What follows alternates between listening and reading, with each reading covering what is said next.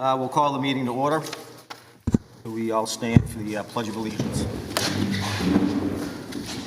I pledge allegiance to the flag of the United States of America, to the republic for which it stands, one nation, under God, indivisible, with liberty and justice for all. Thank you.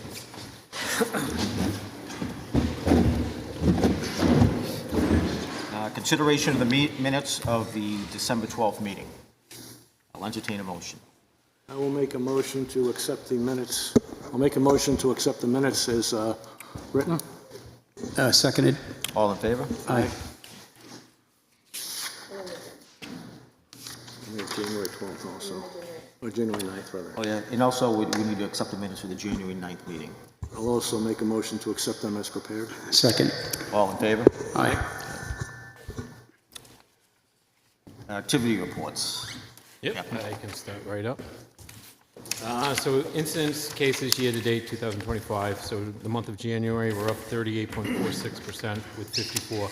That's coming from the month of December from last year, with 60 offenses coming from July. All the backup material is in there. If you guys have any questions, just let me know. Arrest for the month of January is up 200%. We had 9. These come from 4 DUIs, domestic violence, a bench warrant, a theft, and a criminal trespass with disorderly conduct, 2 charges. All the materials in there in the background.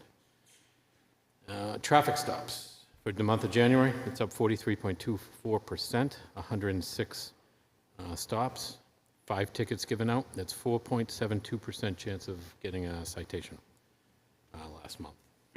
All the materials in the back there where it was, the streets, the officers, and what the actual citations were for, mostly speed and inspections. Collisions, we had 14. That's up tremendous from last month, from December, 133.33%. You can see all the streets there. It's actually a wide range this last month. Beach Pond, Brown Ridge, Center Street, Governor Wentworth, Laner Street, Middleton, Pine Hill, which had 3, Pleasant Valley, South Main, and off Wickers Drive. Personal analysis report. As you see, all the officers are right there. Total of 54. I tried to compare it for the last year's 2024, where we only had 34 incidents. So big change there. 20 increases. So if you look at that. The arrests from last year were 10. We had 9 last month. And stops, we had 137 last year in the month of January and 110 for last month. So, pretty on target. You got the SRO report from Corporal Shanks. Nothing that's unusual in there. All the data that he wrote in every day that he was pretty much up there for that month of January. I got the fuel for the month of January. So the fuel is $2.46. Not bad. Still staying down, so that's good to see.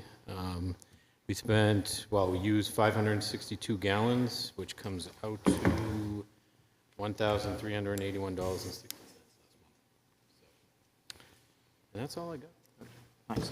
Mark, we must have be spending year total less, obviously, we did last year, correct? The overall yearly budget for the fuel? Oh, yes, yeah. What we, so right now, we're looking at, because we took some money down from last month based on our yearly average, and we're only at 6.6%. So, yeah, we're using less fuel. Chief? I only have a few things to add to the captain's report. I would like the commissioners to know we have 5 conditional offers of employment on the table. What that means is that allows us to do a complete background investigation of the applicants to include any medical conditions that they may have had in their past or currently. So as we go through the background investigations, they would be conducted by Investigator Shigori and myself.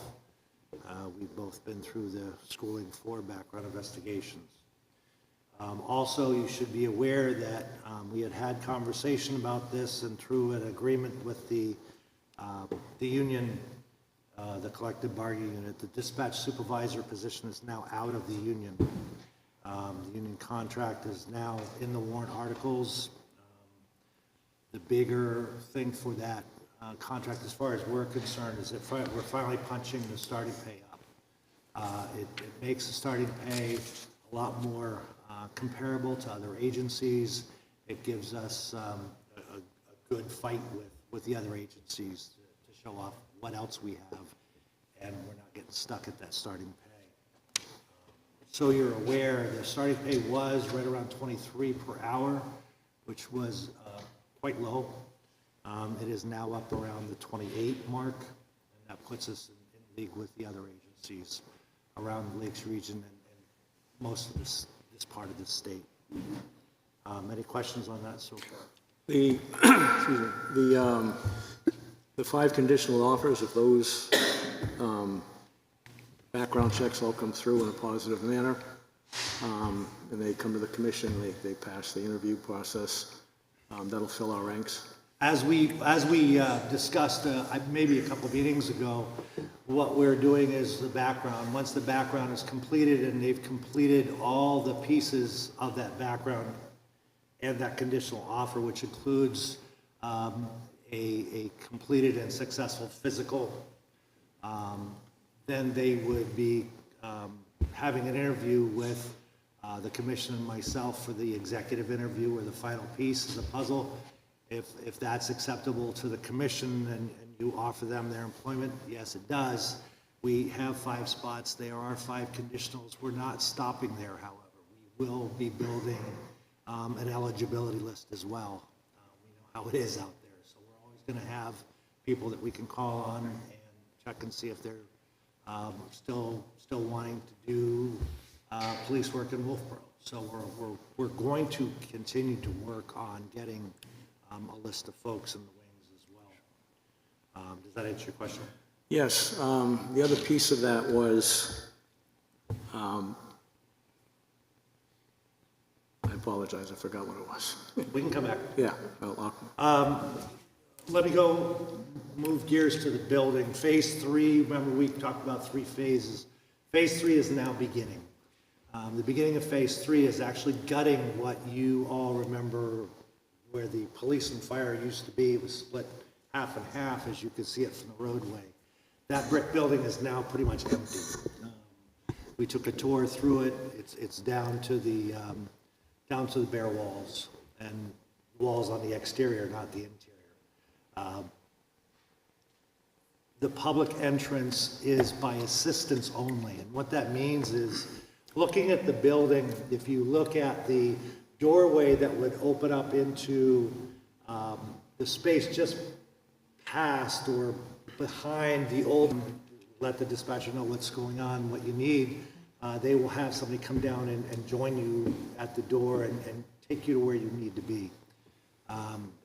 It's all temporary for now, but it's the best we can do to be able to take care of the folks that come to the building.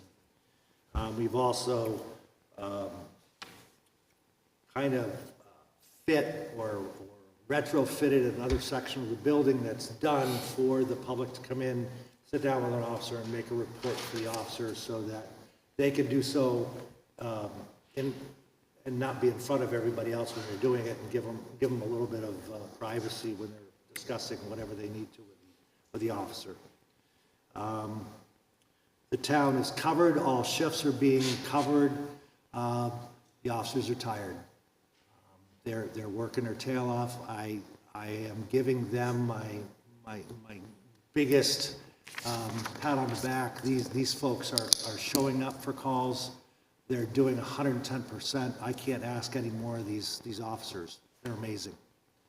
I have seen over the many years I've done police work, ups and downs with employment and struggles to get people to come work. As you know, what do you mean you don't want to work 24-hour shifts and on holidays and on Christmas Day?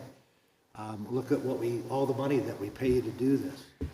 But all kidding and sarcasm aside, it's very difficult to find people that'll sign up for that. These folks are here. They haven't left us. This is an easy time to go somewhere else where somebody is going to wave money at you and say, come work for us if you don't like it where you are. These folks are answering the call right here in Wolfeboro. You as citizens, you as the police commissioner are very fortunate to have them.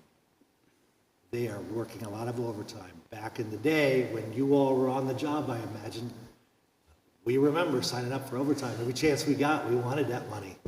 They're past that point now. They're tired. We got to get these 5 people up and running, get the backgrounds done, and pick the ones that are right for this community. I have assured the police commission, and I'll assure it again tonight, if in this background there is a concern that I have or that my team has with that person being brought forward to the town of Wolfeboro as a police officer, if we have a concern with that, we are not going ahead with that applicant or that candidate.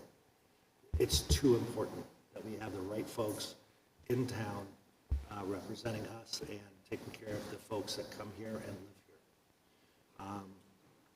live here. As such, more policies are being sent to the police commission.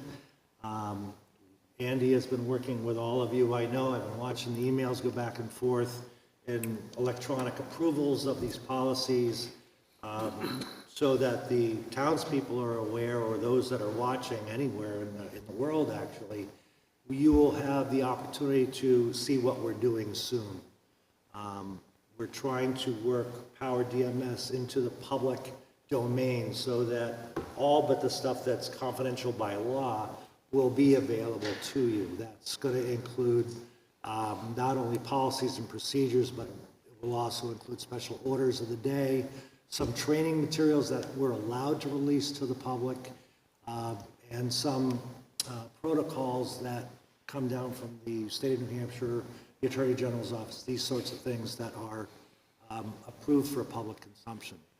This will be your one-stop shop to get all that information that has something to do with policing in Wolfeboro. And we're going to get that to you as soon as we're able to. I mentioned computers. I would be remiss if I didn't say, like driving by a car accident, not being able to take your eyes off of it, I too am somebody who goes on Facebook to see what's going on. The behavior on Facebook recently with regard to the Wolfeboro Police is discouraging. It's disappointing. It's one-sided, it's false, it's misleading, and there are lies. I don't like it. Grown-ups should act a little bit more grown-up. I want the folks listening at home to understand if they believe there's a problem or a concern with the police department, they need to let me know. They need to let their commission know. If they don't know me well enough to think that they can come ask me, I know the guy to my left's been around for a while, and the 3 men to my right. Somebody will get your answer for you. Instead of continually posting information that is wrong, that is deceitful, knowing that and I will tell you this right now, will not get on Facebook, and I will not argue these points. And I would hope that you would not expect that I would. But there's confusion over things. There's numbers being spouted on Facebook or in public meetings that are just plain wrong. If you have a question, ask the question, we'll answer the question. I believe there was questions posed to the commission. They've gotten the answers. They will give the answers to those questions. That's how it's supposed to work. I will clean up something that I have heard a lot lately, and that is the term IAs. We've had a couple of former employees actually posting on Facebook, we do all these IAs. We do not do a lot of IAs. In fact, I've ordered one so far this year, and I think I've ordered only a couple last year. But let's be clear, the chief of police by statute is the only one that can order an IA. The police commission cannot do that. They can suggest one, as can the captain. But only the police chief, by statute, can order an IA. And I'll order them under certain circumstances. But there's 3 major things that happen in a police department when policies are violated or rules aren't followed correctly. And we're not always going to see people on their best day. And we're not always going to have the citizens' agreement when we write a ticket. It's just the nature of the game. So we have things like inquiries, complaints, and internal affairs investigations. These are three different, very clearly different things that happen. And if you, for example, get a speeding ticket and you come into the police station and say, I want to talk to the chief, right away, I got a speeding ticket, I don't agree. And the chief or someone who's available comes down and talks to you about it and discusses your complaint about not speeding, that's called an inquiry. They're just making an inquiry. But if they come in and say, well, you know, I got a speeding ticket from Officer Jones, and he was rude, and he called me names, and he was mean to me, that pumps it up to something called a complaint. You are making a complaint against an officer, and we have forms for that at the police department. If anybody wants to see what one of those looks like, stop by and I'll show you one. You fill out what your complaint is so that there's no question and there's no miscommunication. Pull your mic up, please. How about now? Perfect. Thank you. And that's the first time I've ever been accused of not talking loud enough. And we will investigate that complaint. The third piece is something called an internal investigation. These are complaints that are, by their nature, more serious. There's complexity, and there might also be a criminal element involved. There could be a constitutional element. There could be something serious where we have to ensure that due process is afforded to everybody involved. The officer is or can be given their Miranda warnings even, or something that is called the Garrity warning, which requires the police to answer questions. They can't say, I don't want to talk about it. That's a protection for you, the citizen. So if anybody ever has any questions about these things, come talk to me, or send me an email. I'll respond to that. If you want a little bit more of an understanding of how that works, I'll be happy to explain that to you. This is your police department. But until then, I'd ask you to be patient and see that we're doing the best we can. And if you see a Wolfeboro police officer on the street, you might want to thank him, because I'm sure that he's well into a lot of overtime as we speak. But we are answering the call, and we are covering the shifts. Any questions from the commission? I did think of the other question, Chief, that I had. It was just in relation to surrounding departments or other departments you may have knowledge of their staffing or lack thereof. Are other departments experiencing decent numbers coming? Yes, I think this has been the case for Changing. quite some time. Okay. It's just not,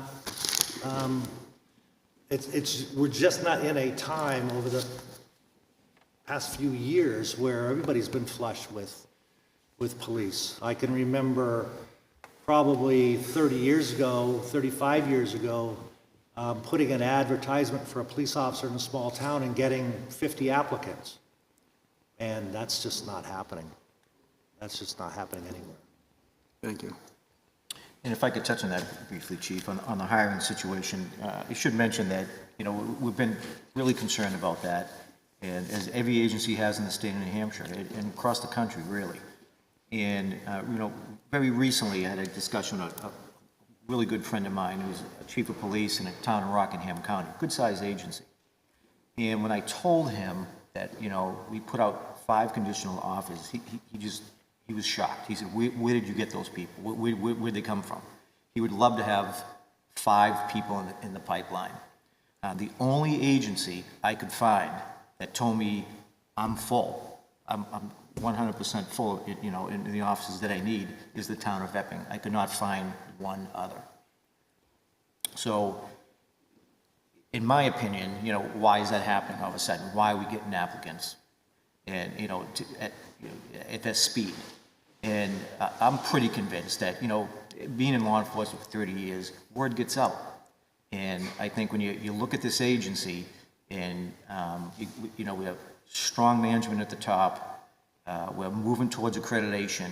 Every guy or gal that wants to work in a top agency that's the gold standard wants to work for an accredited department.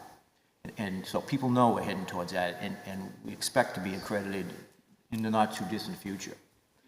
And then the word gets out about the pay, increases. The chief touched on the contract that, the contract that Kevin here and the chief helped negotiate actually has a built-in 15% pay increase over the next 3 years. Is that correct, Kevin? 3 years, yeah. Yeah, over 3 years, 15%. So, what the chief was talking about on Facebook and what we hear through the grapevine, I've heard the rumors of what people are saying. I've heard, the false information, that, we have a vendetta, and we ain't looking out for we're not looking out for the best interests of the town. Well, if you think of this, we support that pay raise. And as the chief mentioned, it's not for these two guys at the highest percentage, it's for the lower people. So the people at the lower pay scale are going to see the most increase on a percentage basis. And I think that's real important. And, we are in a default budget year. So along with the selectmen and the budget committee, we are going to have to go out and try to sell that to you, that these officers deserve that and they should be paid at that rate. So we're sticking our neck out for them. So for anyone to say, we're vindictive or we don't care about them, I take great offense to that. And I do take that personally. And it's clearly not true by our actions, not by our words. And on the second issue, on the false information, I have a perfectly good example for that. That's pertinent to now. At last month's meeting, if anyone that was here, you remember correctly, we had to move the meeting from 6 o'clock to 4 o'clock.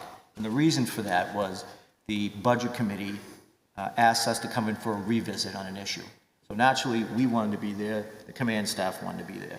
So to make that happen, we need to move our meeting from 6 to 4.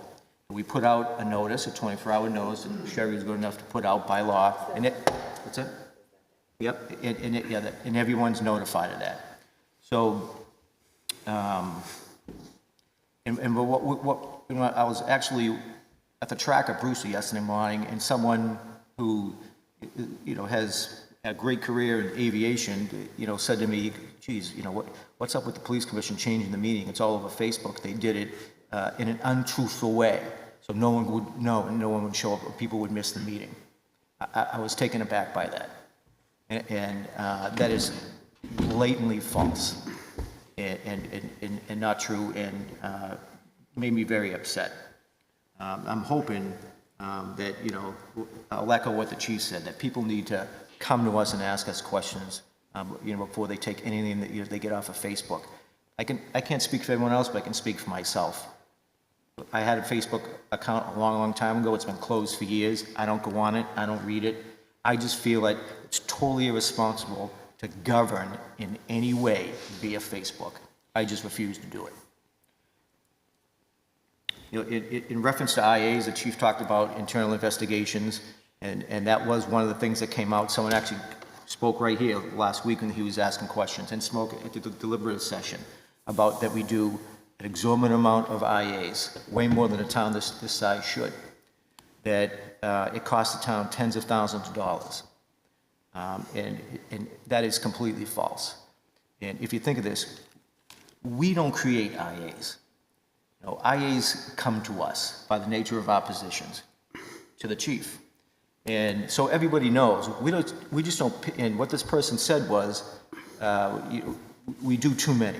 And, as he was saying that, I'm sitting there thinking to myself, what's too many?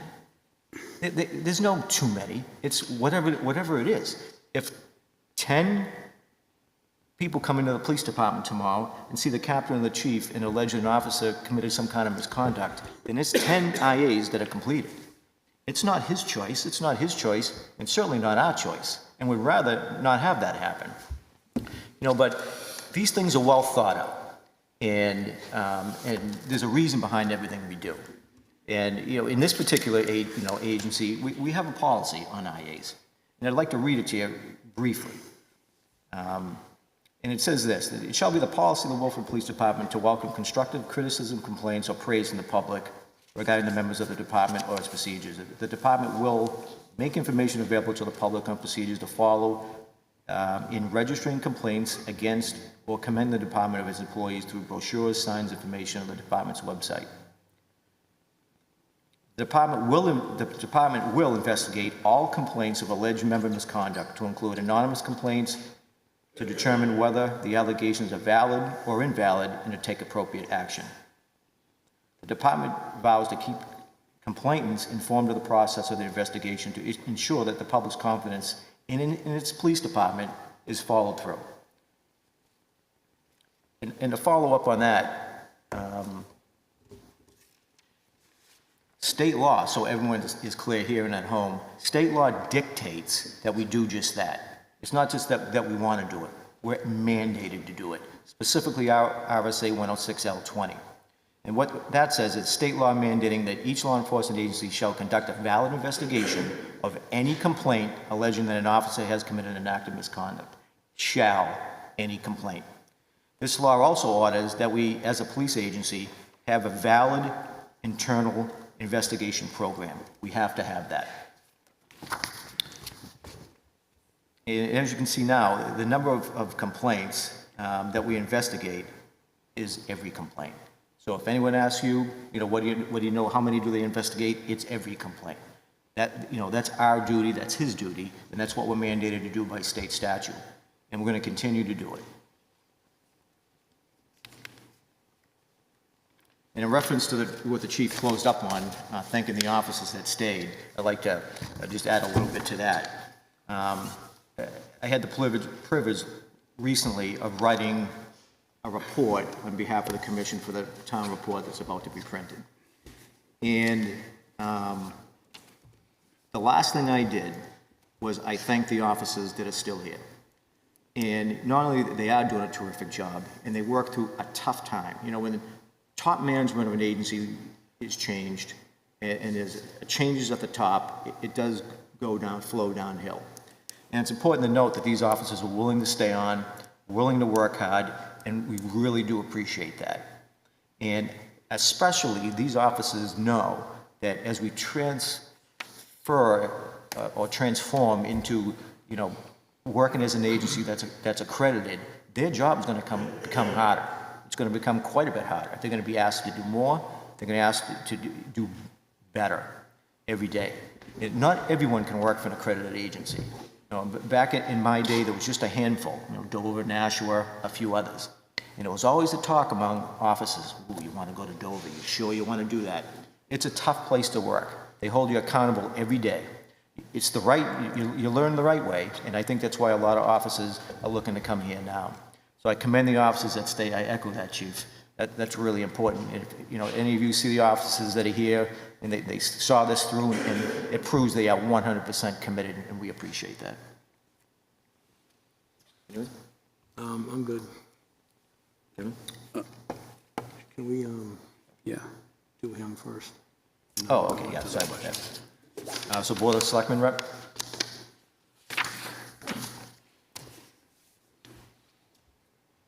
Paul. There we go. You got it? Don't tap it. Sherry, gentlemen, thank you for inviting me again. All of us, last Tuesday night, spent 6 hours with the public in this room. We had our deliberative session, and it went till 1 o'clock. I think we hit the light switch around 10 after 1. We went through 38, I think that's the number, warrant articles. Some of them were petitions coming in from the public. Some of them were coming over from the planning board, but the majority were coming in from the Board of Selectmen and the Budget Committee. Some adjustments were made to the budget. We got some advice about the way in which we conduct ourselves, and that was good. Most of the advice was what I would call well-mannered, which was also very good. And for the voters out there, please take the liberty, take the time to look at these warrant articles. They're in the library, they're on the town website, there'll be a voter's guide coming out. March 11th is a big day, we'll be right back in here, checking you in over there and asking you to cast your votes on the operating budget of the town, as well as other things, highway, the police union contract, the AFSCME contract, and other things. I'll let everybody in, it's not a secret, but since I was sitting in the room during the discussions with the union, the police union, and with Mr. Duffy, I would say that there was a deep desire to find a way to get things behind us, and one of them was compensation.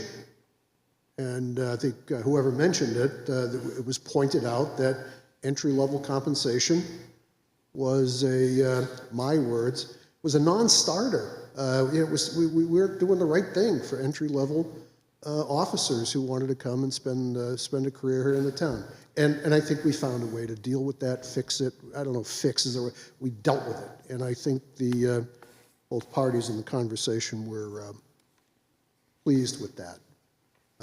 I hope that the taxpayers will vote for these agreements. We support them, and I hope that you also give consideration to the fact that we have people who are out there driving plow trucks, doing everything, and they also deserve our thanks and some compensation for what they do. So March 11th, come on by.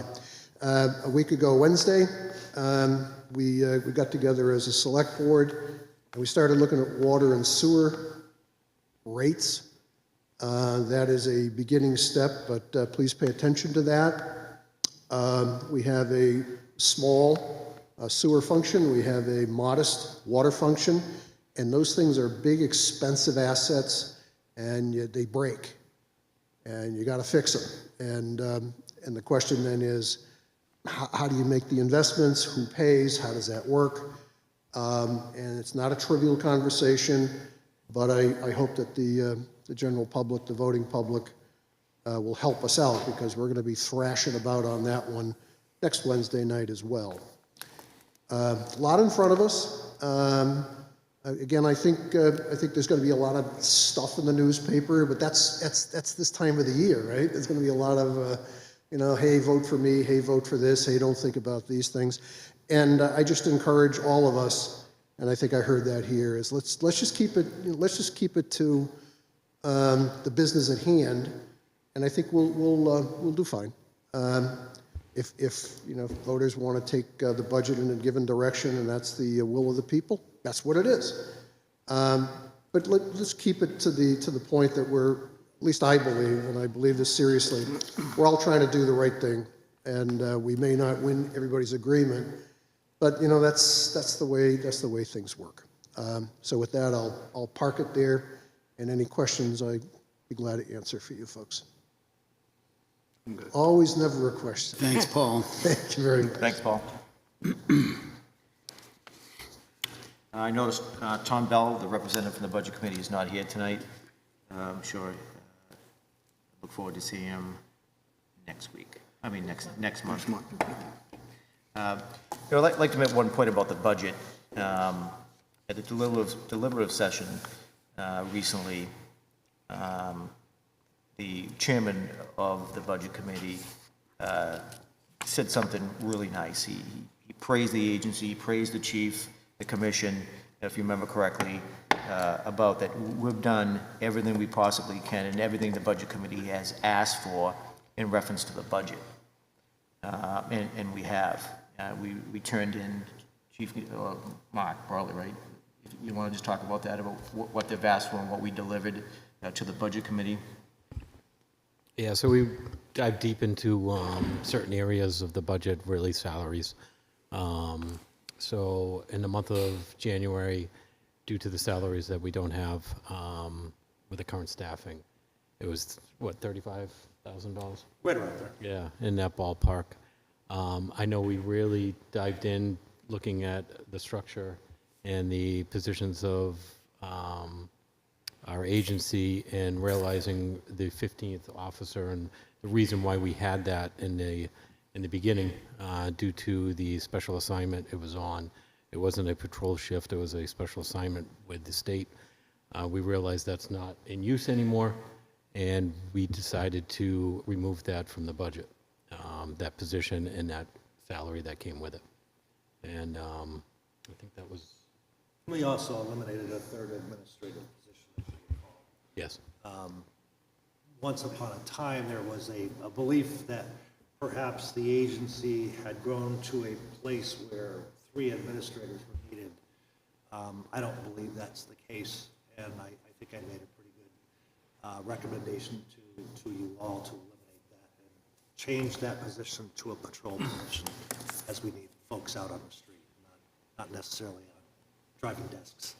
So that coupled with the 15th position that was never meant to be a patrol position in the town of Wolfeboro, as well as the open positions in January being given back, in essence, to the town's general fund, I think has solved a lot of the budget woes that the committee had. And I was hoping Tom would be here to clarify what that meant, but that's basically the run of it. If I can just add on to what Captain Libby was saying about the position that was eliminated, the special assignment position. The commission more or less ran that up the flagpole so that other boards and committees in the town were aware of that position. We had to get it approved. We did that with an understanding that if that position ever became unfilled or no longer needed, that this very thing would happen. So we've lived up to our obligation in that regard. I bring that up because, unfortunately, in the world of social media, it has been alluded to a number of times this evening, there's a lot of misinformation, a lot of blatant misinformation. And one of the people that's been putting a lot of posting up, former employee putting a lot of stuff up on Facebook to put the commission and the administration in a bad light, responded after an incident the other day on Cardinal Road. Somebody put something up on Facebook about seeing police cruisers going and commenting from another town coming in to help. And they went down that rabbit hole of, well, the police commission eliminated a position which puts the town at risk. That is not true at all. That position wasn't filled. It's gone. Again, this is just pure misinformation and misrepresentation of fact. And I think that needs to be stated. I think the public has the right to know that. I know there are a lot of people on Facebook. I've seen the keyboard warriors that respond to some of these things, and it's not really the right thing to do if you don't have all the facts. Don't speak to it. Maybe ask questions, but don't speak to it. But if you're going to ask questions, go to where you're going to get the right answers. With that being said about information coming out via Facebook or any other entity like that, again, it's really disturbing. And, especially I noted something recently that, the petition article to span the commission was essentially the same one that was written last year. And it's just kind of amazing. I'm not saying it's a waste of time. It's a democratic process, and I for one, certainly support it. But that group puts the petition forward to disband the commission last year. It's overwhelmingly defeated, something like a little over 1,000 votes to 400 and something votes. And not only that, 2 of us that are sitting here are reelected. And when you look at the petition last year, it said nothing. So whoever, this group behind this, this very small group, by the way, they want you to vote to disband the commission, to dismantle a public institution with not a peep on that petition about why. Not a word. It just says vote to disband the petition, the commission. That's it. It's one thing saying stuff, saying things on Facebook, when you're not unchallenged. But it's a whole other thing to put it on a warrant article and you're writing something on an official document. So I ask everyone here and at home to think about that for a minute. They're not willing to do that, or they can't do that, because they have nothing to support it. Otherwise, it would be written on there. Same exact thing this year. Not a peep about it. Just disband the petition. Again, they're asking you to dismantle this public institution. Essentially, apply the death penalty to it. You know, the obvious choice, if they have an issue, come and run. Run against us and vote us out. I don't have a problem with that. Again, that's a democratic process. That's the right thing to do. That's the appropriate thing to do.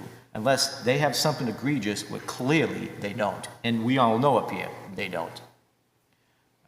So that, everyone here and everyone at home, to keep that in mind before you vote for that. And if you have any questions at all, like the chief said, my fellow commissioners said, give us a call. Stop me on the street. We'll give you the answer. If we don't know the answer, we'll find the answer and get it to you. Kevin? Speaking of answers, I think we have some answers from, We do. Excuse me. Is Mr. Llewellyn going to be here this evening? No, okay. As a matter of record from last month, we were addressed by Pete Llewellyn during public input. He expressed some concerns and had some questions. According to our policies and procedures of the Police Commission, anybody can come up and speak during public input. We welcome that. If you pose questions, you may or may not get an answer at that time, because we've not had an opportunity to know what you're coming with or to prepare for that. With that being said, we did answer a couple of questions that Mr. Llewellyn had last month, but the rest, or actually all of them, will be addressed this evening. Mrs. Llewellyn is also here is here this evening. She posed some questions also via email. Those questions will be answered, but she's also asked to be on the agenda, which affords you the opportunity, because you made that request and you've already presented your questions in advance, to have a back and forth with the commission, if you will. But first, I'd like to address the concerns that Mr. Llewellyn brought forth to us.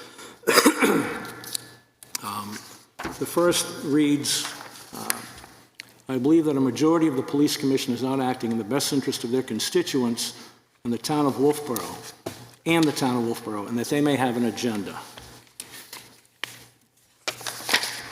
Basically, that's a statement, not a question, but we did address that at our last meeting. We believe that we are indeed acting in the best interest of our constituents and the town of Wolfeboro. We appointed Chief Christopher Warren, who began his current position over a year ago on February 1st, 2024. He was brought in to lead the change in the culture of the Wolfeboro Police Department, to professionalize the agency through a complete rewrite of the department policies and procedures, which will culminate in state accreditation. That is our agenda. So, yes, we have an agenda. The second question or statement said, I'm tired of hearing the stats of the Wolfeboro Police Department instead of what is being done to stem exorbitantly high rate of seasoned and well-trained and respected officers that work for us. The first part of that, police commission meetings are just that. They are meetings for the police commission. These monthly meetings with the chief and the captain are our opportunity, which are held in a public forum, to provide important and relevant information to the commission, as well as statistics, so the commission can determine if we are properly resourced, both in personnel and equipment. But the second part of the statement, I don't understand, because it doesn't specify. It just says to stem the exorbitant high rate of seasoned and trained, well-respected officers that work for us. I have no idea what that's alluding to. Question 3, it is my understanding that an inordinately high number of internal investigations has been going on within our police department, and I want to know why.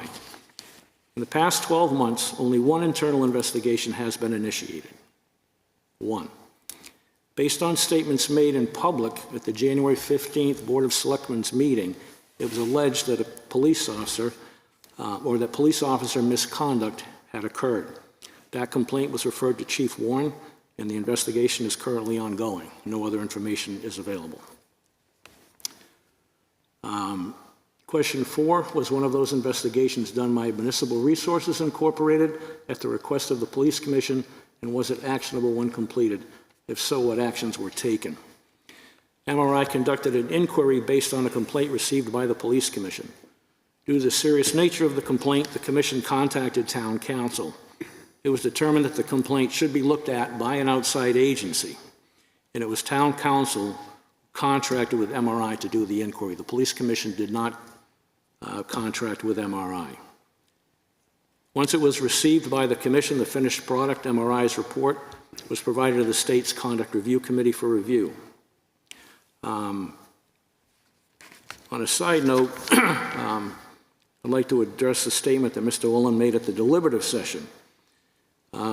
He stated in his remarks regarding a petition warrant article that he suspects that all of the IAs are costing taxpayers tens of thousands of dollars. IAs are typically done in-house, so there is no additional cost, as it is the cost of doing business. There was, however, a cost for the MRI inquiry, which I learned through a 91A request. The cost of that inquiry was just over $7,000. The fifth question. Can I add something briefly? Go ahead. There's one brief statement I'd like to add to that. That, you know, one of the complaints you talked about, that we went through Town Council and went through MRI. So MRI is, you know, municipal resource, and they're a group of experts that, you know, review. They have finance experts. So if a town has an issue with their finance department anyway, they can go to them and they'll do an inquiry or an investigation and make recommendations. And usually that group, particular group, would be made up of retired finance directors of certain towns. Same thing with fire departments. They have retired fire chiefs. If you needed to, you know, look at a fire department, you know, and break what they're doing and not doing from top to bottom. Police, same thing. Retirement police officers and lawyers that will look at police departments. And I should mention that that particular investigation did involve a complaint against our previous chief. And RSA 106L that I've already spoken about actually mandates that we remove that investigation from our jurisdiction and send it to another agency or another entity to complete that investigation. Again, by statute, that's exactly what we did. And that was also, you know, the advice by town council, which we can always do accept. Pete? Okay. The fifth question we also addressed at our last meeting, which was how many exit interviews have been offered to the 10 to 11 officers that have left the department for one reason or another in the last year and a half. There was no policy at the town or department level regarding exit interviews. Although Chief Warren conducted 2 such interviews, it was determined that to allow departing or departed employees a comfortable exit interview process, it was suggested that Human Resources conduct such interviews. It is hoped this will allow in the future for the employees to be forthcoming with their answers. The sixth question was, what is the current status of the past police chief's investigation that has been submitted to the Police Standards and Training in Concord, and who is following up on that? As stated earlier, the MRI inquiry was provided to the state's Conduct Review Committee for their review. The CRC has completed their review and has sent it to Police Standards and Training to schedule a hearing.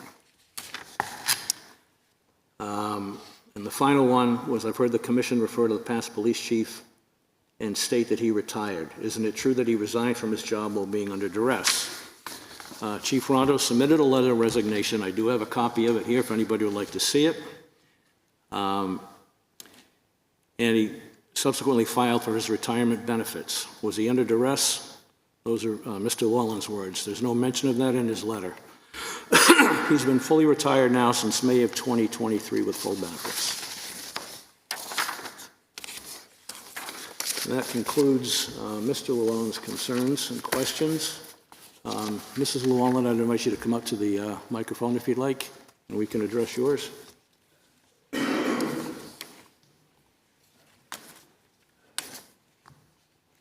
Do you want to read your questions and I'll answer them, or what's your preference? However you'd like to do this. I'll let you ask your questions, and then we can provide the answers. Sorry. Okay, so Sherry forwarded you the questions that I had. That is via correct. email. Okay. You have them in front of you? I do indeed. Okay. If you could just answer them, that would be wonderful. Absolutely. I may call on some of the other experts up here to, if I miss anything, but Okay, so my question was, one of my questions is, how did Chief Warren come to Wolfeboro? okay.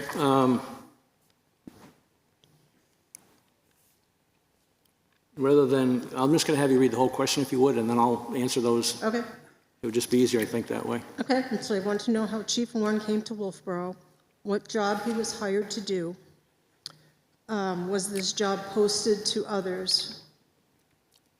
What was the scope of his position? How many days, hours is this position for? And how much money does this pay? Okay.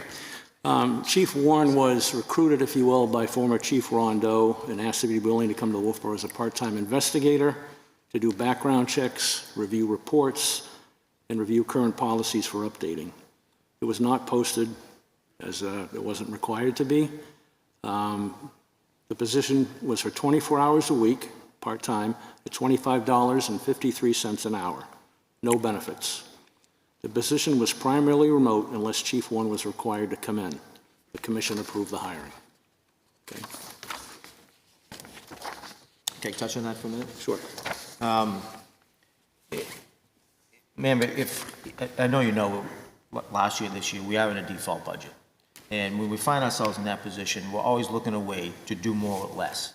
That's the mandate of the people when we're in a default budget. We still have to run a public service agency, a public safety agency.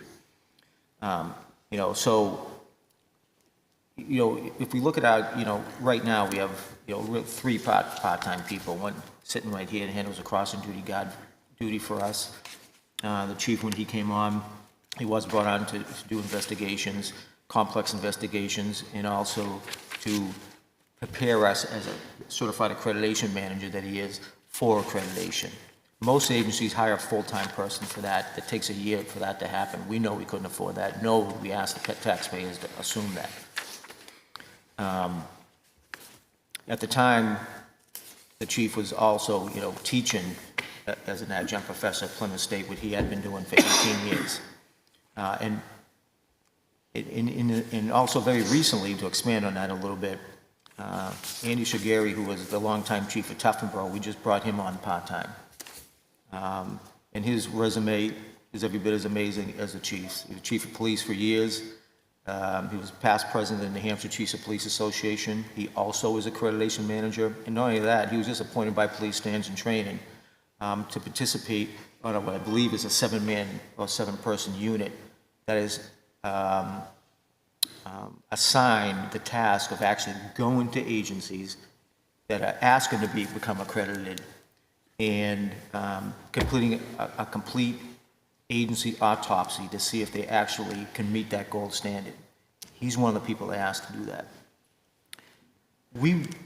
I don't know how else to say it. We would be incompetent if we can hire a guy like Andy and a guy like him, we hired him part-time, for a part-time salary, no benefits, no contribution to the retirement system.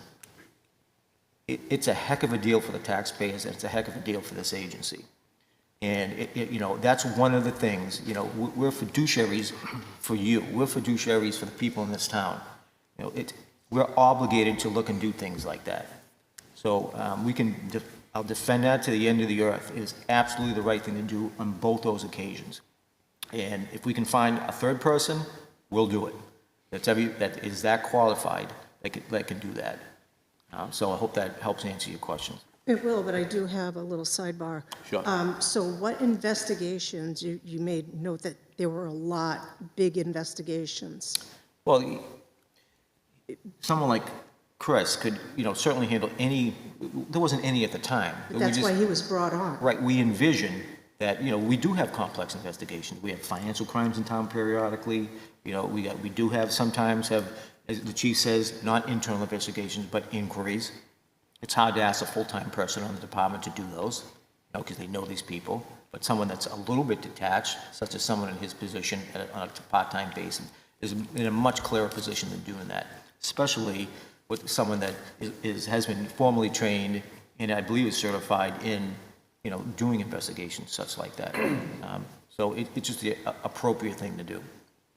Okay. And now Andy Shigori is doing that same job. Correct. The chief obviously has his own set of problems now, his own duties, a lot of responsibilities. So we're looking for someone, and again, Andy just happened to be available at the time. And it's a no-brainer. Did you seek him out, or did he? No, You did? he sought Andy out. No, but knowing his background and all of the the talents that he brings to the table, and answer, well, you haven't asked the question yet, but I know you've already got a lot of the answers to the second question. But in addition to the duties previously assigned to Chief Warren, Chief Shiguri is working as on compliance with state accreditation. It's still a 24-hour-a-week position. However, because of an increase in pay in the annual budget, it's now $26.81 an hour. But again, it's 24 hours a week, part-time, no benefits. As we already mentioned, obtaining accreditation is a lofty goal. It's hard. And was it Rye? Was it Town of Rye that just took a shot at that? And They did a mock. Yeah, they did a mock, so, Andy was part of that team that went down there and did a mock autopsy of the agency, and I guess if it was real, they wouldn't have been successful. So to have a person that's part of that team working for us and helping the chief prepare us is a huge advantage. And we're very excited, and everyone here should be excited to have that. Okay. Number 3, we don't have a policy on exit interviews. I've heard that numerous times. But did anybody ever ask people why they were leaving? I think the answer to that question, Mr. Llewellyn, is we always knew why people were leaving. Once an officer's made it known that they wish to leave the department, it's very difficult to get them to change their mind. There's a myriad of reasons why they would leave. Some will leave for money. Some will leave for a different culture. Some may not want to work night shifts. These things come about. And, unfortunately, because of the nature of the beast, the type of agency that a police department is, you can't always accommodate the desires of each individual officer.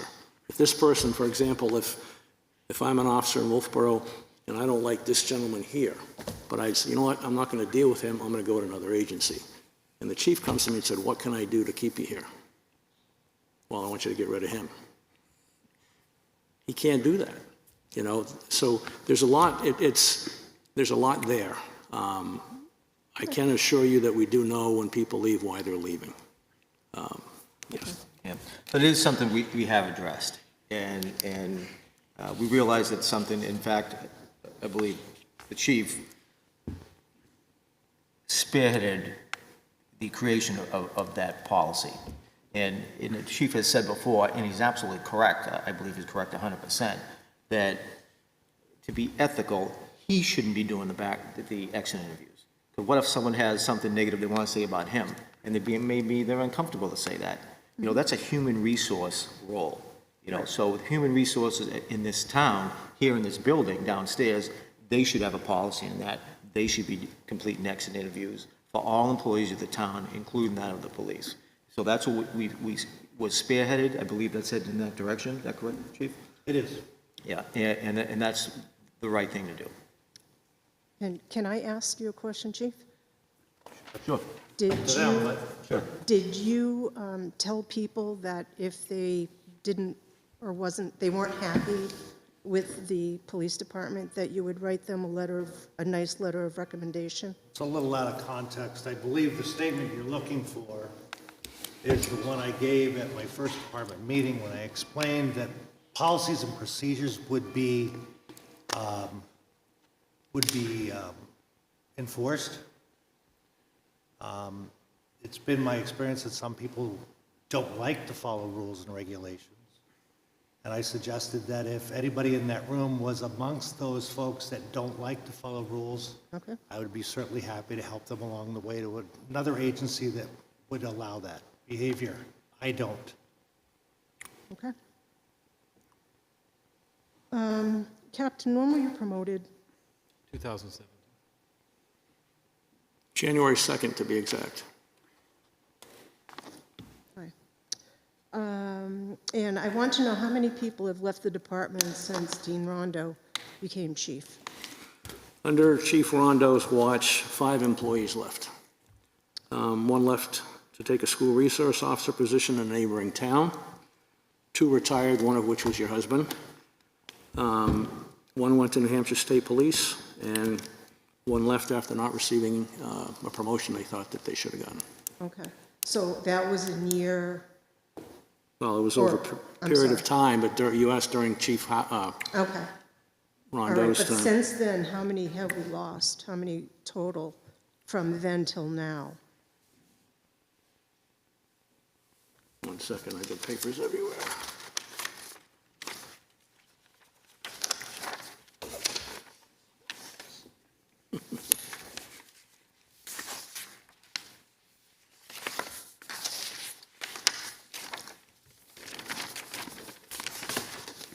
Oh, there it is.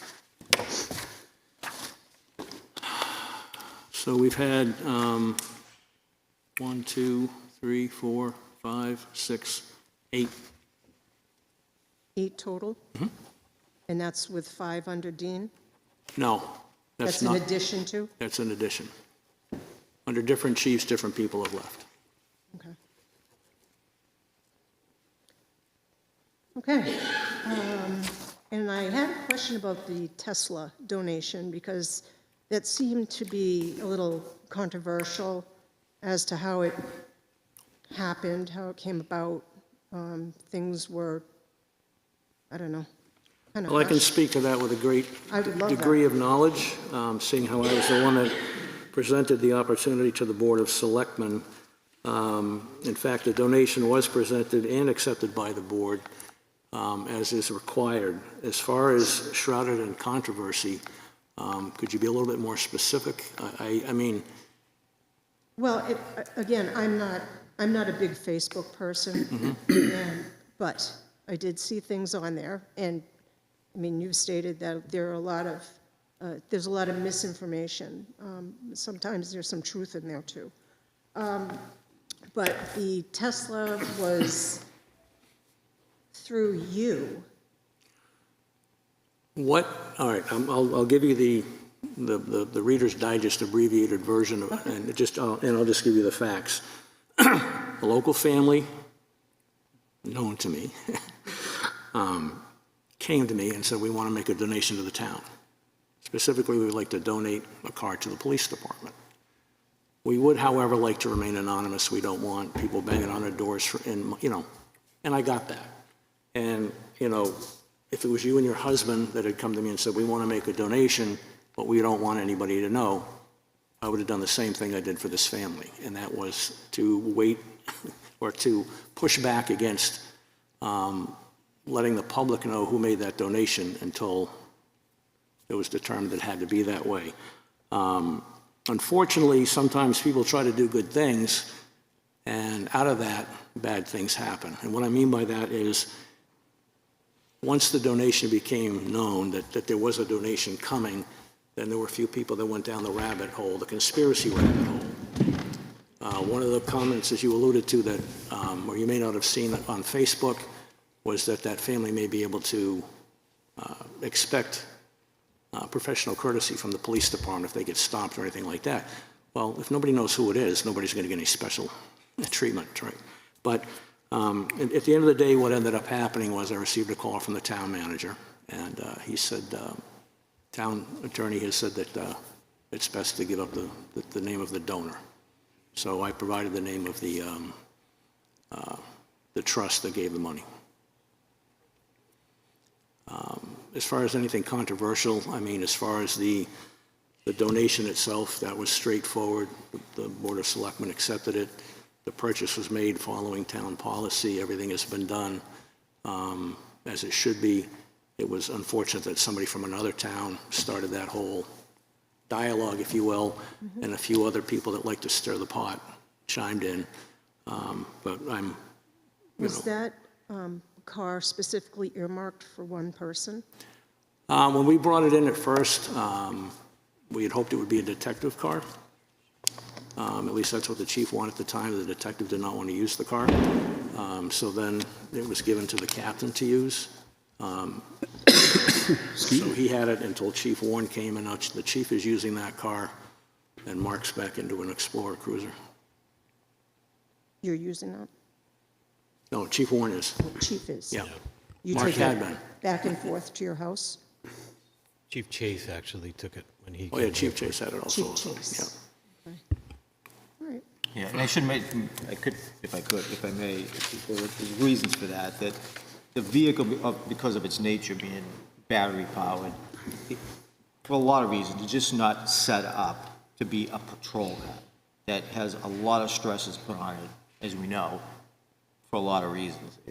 It's much more suited for someone in this position to drive it, quote-unquote, in a normal way. It just obviously works better, and we were hoping the car lasts a long time.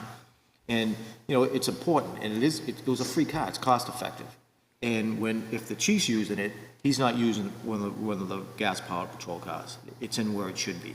So it's really adding another car to that fleet. So that's really important to know. Yeah. My last question on my emails was, I wanted to know, what does it cost to bring on a new officer? That's a very good question. All in, about $4,000 per officer, which includes uniforms, body armor, their firearm, and other standard issue equipment. Now, some of those costs can be reserved if other uniforms that have been turned in or other equipment that's been turned in when somebody's left is still serviceable. And I know the department does try to do that. The only other cost, or included in that cost, I should say, is the field training. There is no cost to the police academy, obviously, but once they come back to us, when they're at the academy, they're receiving their regular wages. Right. When they come back to us, they begin their field training program, and the cost of the field training program is based on a 1.5 hour per day of overtime, 4 days a week.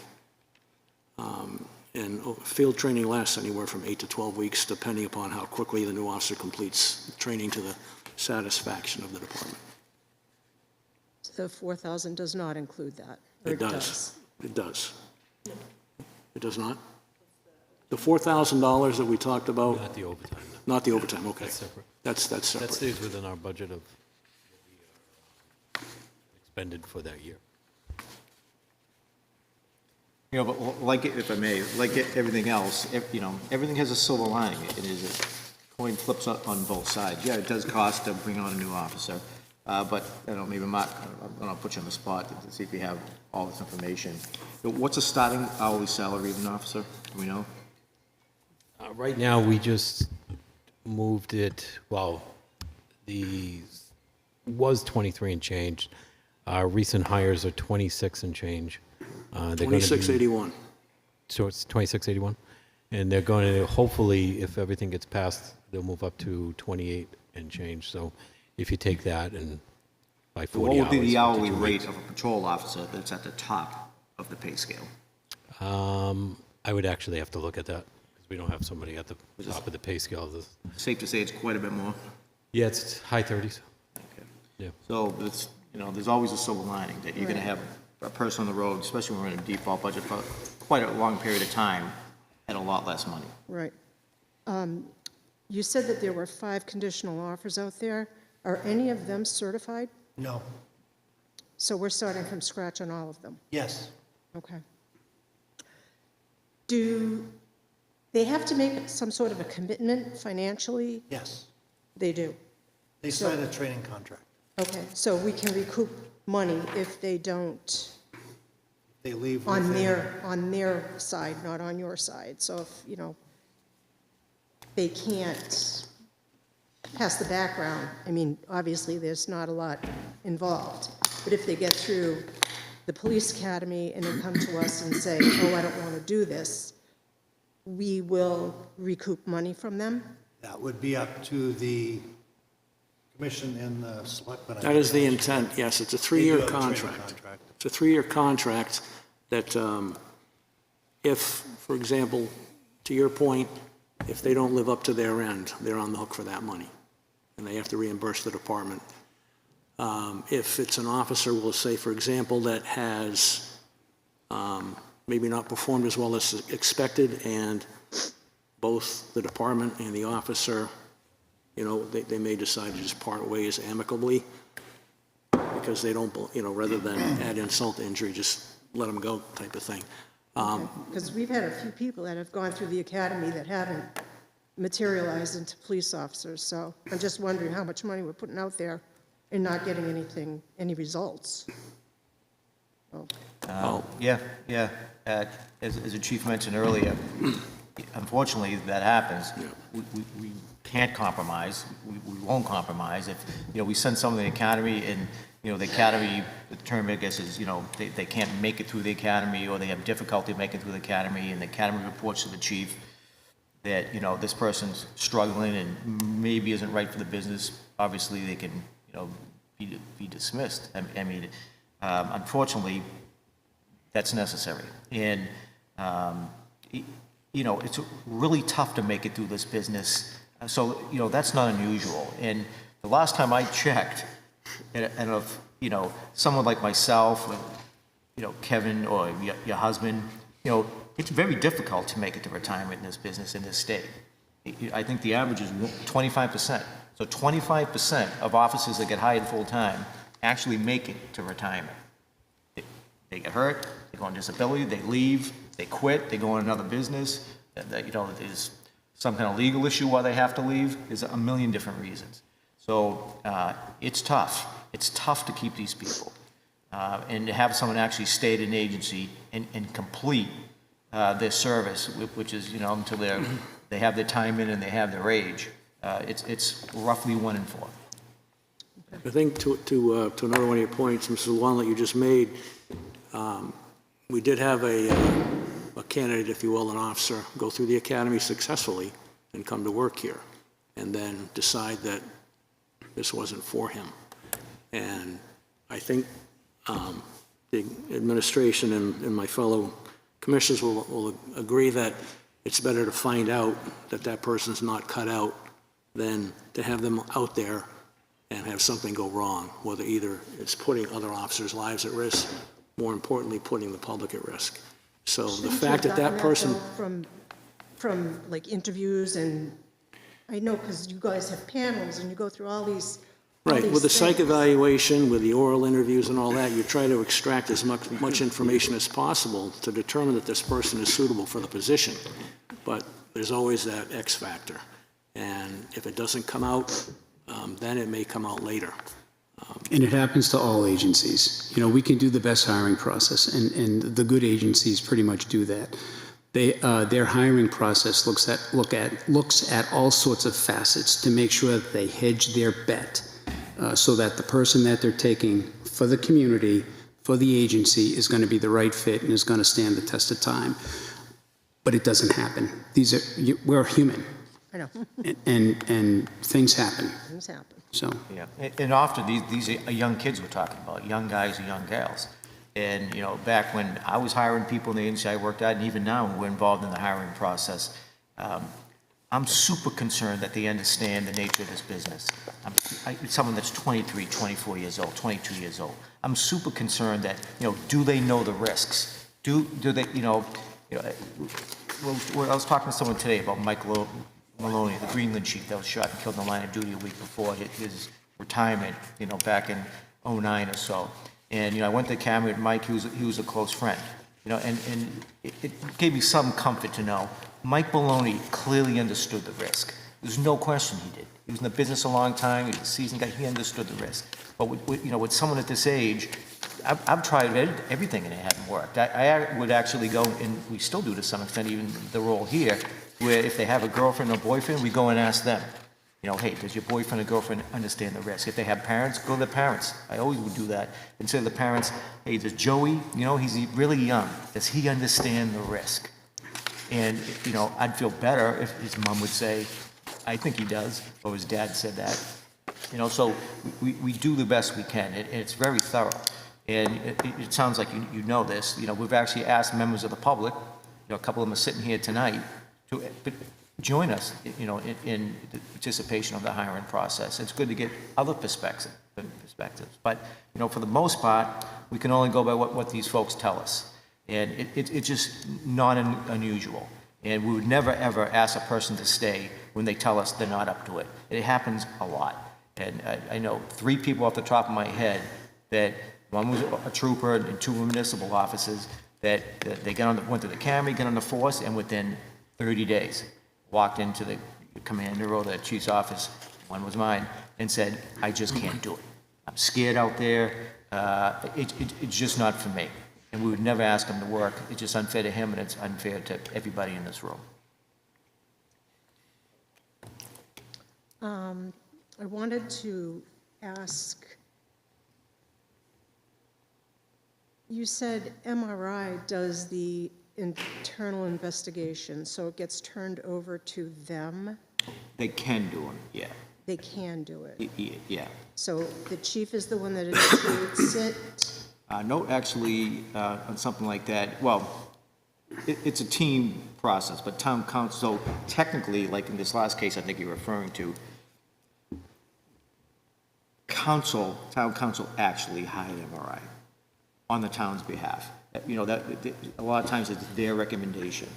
And like I said earlier, you know, a lot of times it's the ethical thing to do. It's, as you can imagine, how can you ask someone within this agency that works for this guy to do an investigation that involves him? Absolutely. Yeah, so, you know, it's the appropriate thing to do. It's the law, like I said, under RSA 106. So sometimes it's other agencies we would ask, the sheriff's department, the state police. It used to be quite often that would happen, you know, but now all these places are shorthanded. So you go to the sheriff's department and ask the sheriff, hey, can one of you guys do it? You know, they're like, you know, I don't have 100 hours to put into that, or whatever it may be. So sometimes it's necessary to go to somebody or a company like MRI. Okay. And how does an IA differ from an investigation? Or is it the same? Chief? I'm not sure to what you're referring. What IA? Well, Oh, you I were think so. an investigator. You were hired as an investigator. Correct. So what IA are you referring to? I'm not, I'm Any in just, particular? just in general. Because the MRI study was a management consulting study that was paid for by the town of Wolfeboro at the behest of town council. So is that what you're referring to? No, she,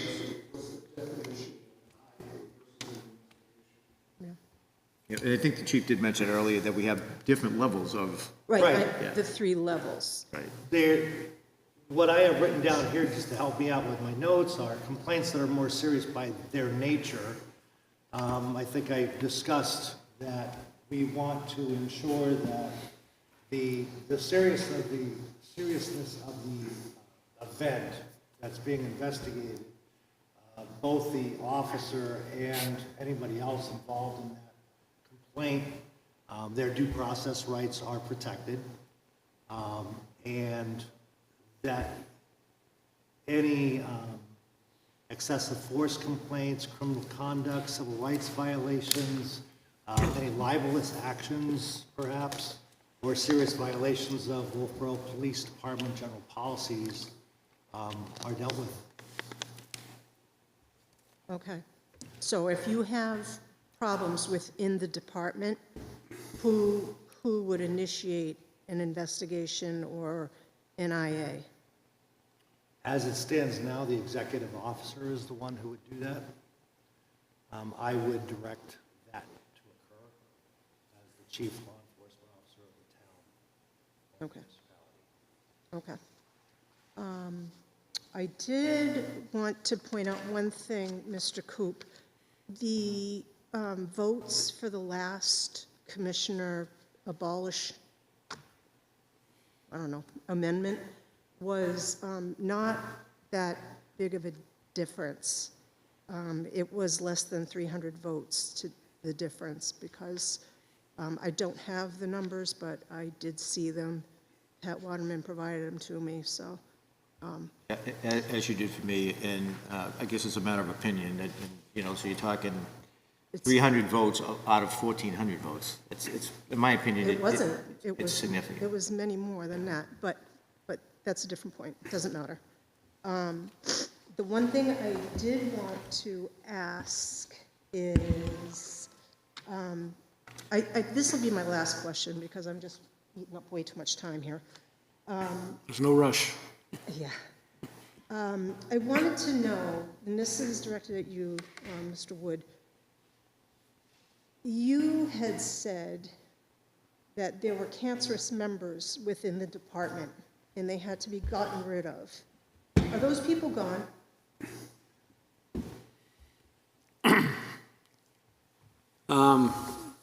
Some have left, some remain.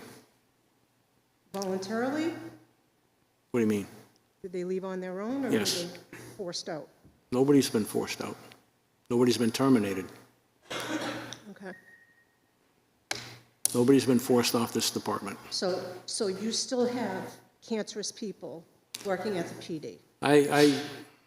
That may have been a bad terminology to use when I stated that. That wasn't stated publicly, so I'm not quite sure.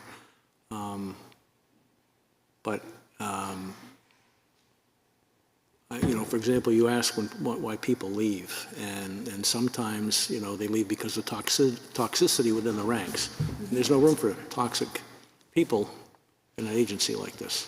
Okay. So I hope that answers your question. All right. And this is going to be my absolute last one, I promise. MRI made a lot of recommendations. Do you take them into account? Do you actually try and do what they recommend? I think, I think just by the very action of what we're doing now with bringing in Chief Warren, professionalizing the department, we addressed concerns that they had in there. There were recommendations that they made, and we're trying to, I'm not saying we're going to follow everything, but we are moving forward with some of those recommendations in what we're doing now. Okay. Yeah. And the answer is yes. And nowhere, nothing in that report came back that surprised any of us. I mean, you know, we mentioned it before, I don't want to beat a dead horse to death, but we've been around the block, this group, right?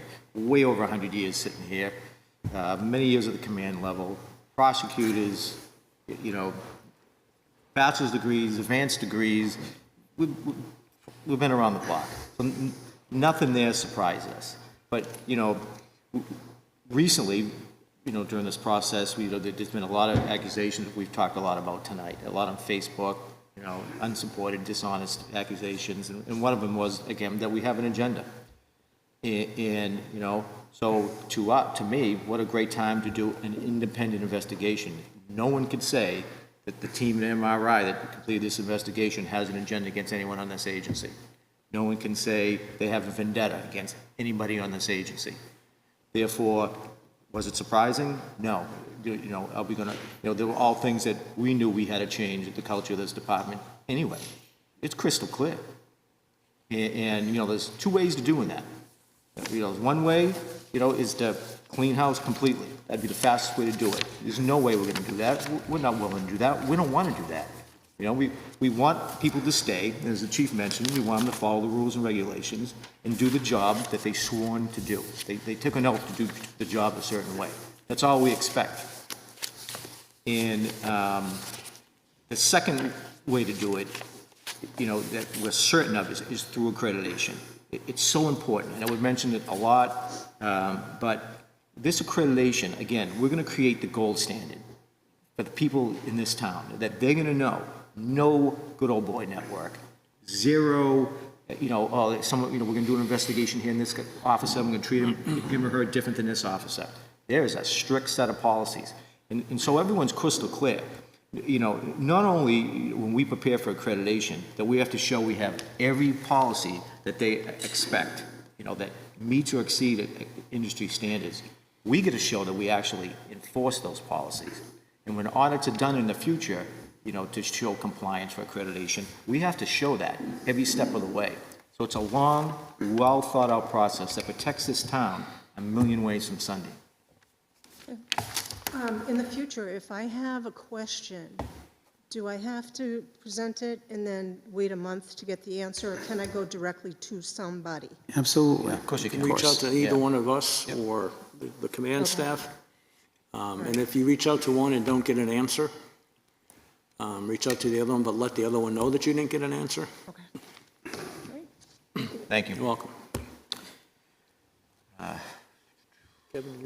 Yeah, I do have something. Is there any other public input before? Sure. Luke Freudenberg, 68 Center Street. I wasn't going to say anything, but the MRI report was brought up, and I got friends on both sides of this with the whole police commission thing, and I went through it as a selectman, and my only thoughts are this, if you don't like, people didn't like what I was doing as selectman, so I got voted out. It's been a blessing. I don't need to stand here as much, which is really nice. But in all honesty, if you got a problem with government, the best thing to do is to run. I always say this, I used to I sat on the zoning board and I sat right where Sherry's sitting, and a lot of heartache sitting in that seat, because I was like, I really wish more people would run for these positions, especially if you have passion and you want to see something changed. Like, that is the opportune time to really get involved. But as a selectman, when I was sitting as selectman, and the MRI report came out, and I read that, and I read it extensively, and I read it over and over again. And I had friends that worked in that department. I had friends that I grew up with that were named in that report. Friends that did the wrong thing. If you tell the story, people ask, what did the MRI report really show? It was done because of the chief. The report was initiated because of the chief. But what it really laid out was a deficiency in the way some people took the oath to serve the town of Wolfeboro. And when it came to the situation of a call where officers made the choice after a message went out to not respond to a call because they didn't like a particular person, that's a dereliction of duty. And at that point, I remember sitting in a meeting and I said, if we get this, if the Board of Selectmen takes over this whole thing, I'll be the first one to fire every single one of them who didn't respond to the call. So you got to be careful sometimes for what you wish for, because I'm not a police professional, but that would have been my natural reaction.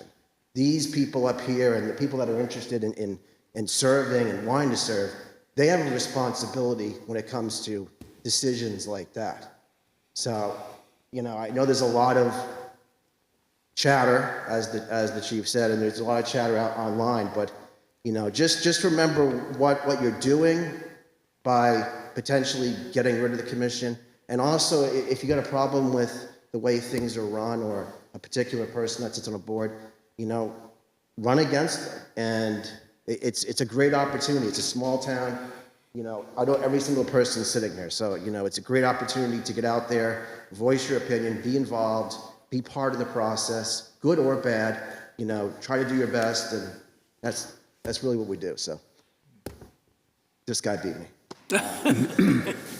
Thanks, Luke. Thank you. If I could just expand on that just a little bit. New Hampshire statutes give a lot of autonomy to a chief of police. The chief of police, make no bones about it, runs the day-to-day operation of an agency. It isn't the selectman, it isn't the town manager, it isn't an administrative assistant if that's what the town has, or it isn't the police commission. We don't do it because we can't do it. It's specific in our rules and regulations. And nothing changes if this were to come true in another form of government. The town manager does not run the day-to-day operations of this agency, or, like I said, or the selectman, or a town administrator. It's still exactly the same.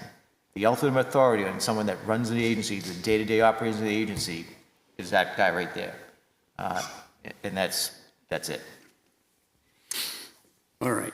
So, based upon what Luke said, I want to take you back to August 6th, 2023. I think the town has a question as to why and how we got to this particular position. I'm not talking now because the PD is in a much better position than they were on August 6th, 2023.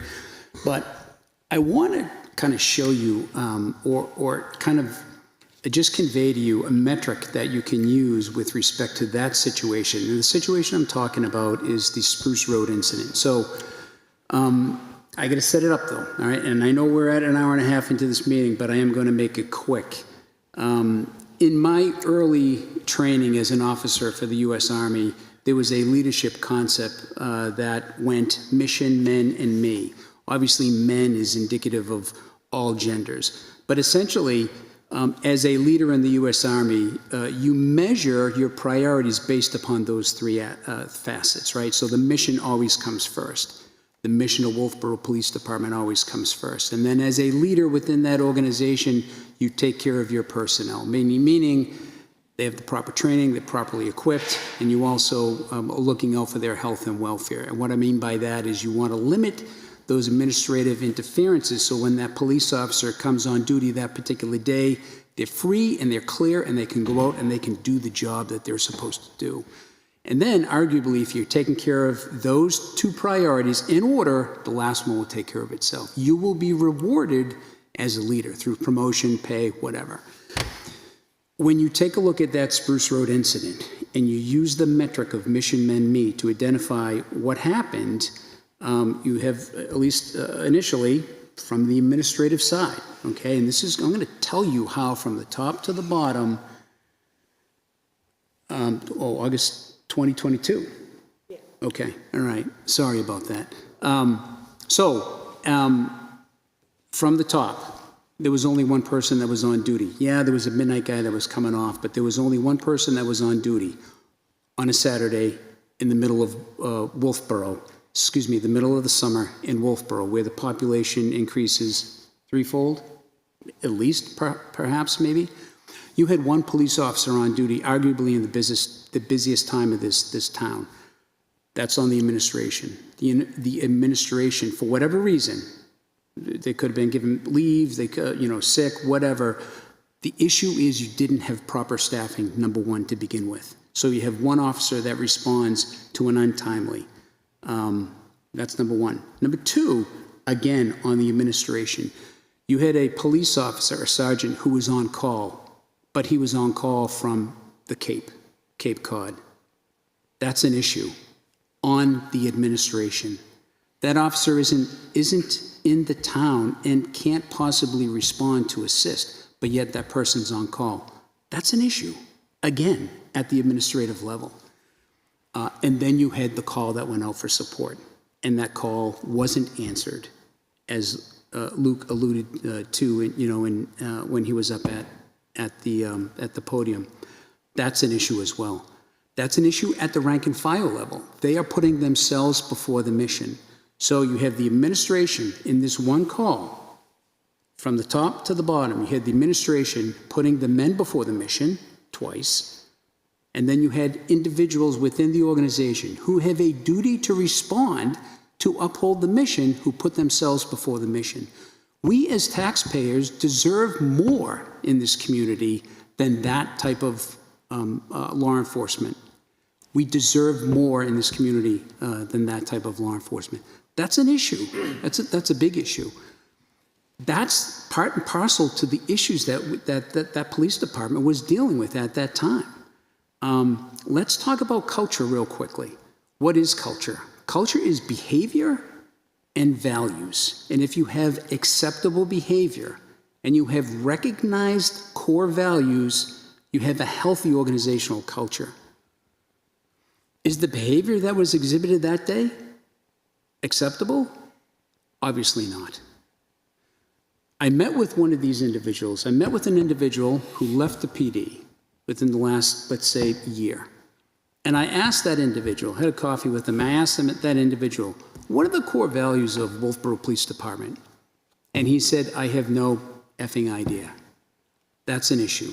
The reason it's an issue is because that information isn't being professed, isn't being handed down from the administration. Before your time, by the way. Why is it important? The core values of Wolfeboro Police Department are professionalism, integrity, commitment, and courage. Those are all accepted values, you know, within law enforcement, military, whatever. The reason these are important is because as a supervisor, first-line supervisor, lieutenant, captain, chief, you have the ability, with just the mission statement and the core values, to direct behavior of your officers. And it's a snapshot that it's not very difficult to learn the mission statement, right? The mission statement of Wolfeboro Police Department is essentially, you know, Wolfeboro will enhance the, you know, the quality of life within the town of Wolfeboro by working with the community and within the New Hampshire Constitution and the U.S. Constitution to reduce and prevent crime and fairly and impartially enforce state law and town ordinances. If everyone in that organization understands that that is our mission and our core values are professionalism, integrity, commitment, and courage, you now have guardrails, right, that guide that police officer. Obviously, you have rules and regulations which essentially guide a police officer's behavior with you know, on the department. And you have policies which basically tell them how to do the job or the job that you want to do. But if they don't know what the mission is, and they don't know what their core values are, that's not a professional police organization. I have heard culture talked about. I have heard individuals say that the culture within the PD isn't what it used to be, and so therefore so-and-so left. And I've heard individuals stand up and say, why isn't this problem with the PD fixed already? So the first part. The culture that existed back on August 6th, 2022, was that police officers weren't supporting each other. They were putting themselves before the mission. That's not a culture that we want any police department to exemplify. The other part of it is, why haven't you taken care of the problem yet? And I don't know if that was directed to me. I know it was directed to the commission, and some of that spills onto the chief. It's difficult to change culture in police organizations. It's easy if you basically take everyone who is associated with the turmoil in that police department and you get rid of them. And now you bring in new people, and you probably could change culture overnight. It's more difficult when you have to do it the right way, which is you have rules and you have policies and procedures, and you force employees to follow those policies and procedures. And when they don't follow those policies and procedures, they're counseled to understand that you made a mistake, don't make the same mistake again, drive on. That takes time. I don't know how long it's going to take. I think that the culture has already changed, by the way. The culture within the Wolfeboro Police Department has already changed, and it's getting better. And the reason it's getting better is because some of the things that my compatriots have said here tonight with respect to professionalism, accreditation. If you have industry standard, recognized industry standard policies and procedures, and you have leadership, it's a dual process. You need the policies that are recognized by industry standard, and you need leadership to enforce those policies. Now you're marching toward professionalism. And that's what we're going to do with Wolfeboro Police Department. That's what we are going to ensure with this Wolfeboro Police Department, is that it is a professional police organization that fairly and impartially enforces state law and town ordinances. I'll leave you with this. If someone in this community, or any other community for that matter, comes up to you and tells you with respect to your police department, the Wolfeboro Police Department, that the sky is falling, I want you to ask them two questions. The first question is, what do you mean? Give me examples. Tell me specifics about how you think the Wolfeboro Police Department, the sky is falling with the Wolfeboro Police Department. Just don't take it at face value. Ask those questions. How do you know? Why? Justify it.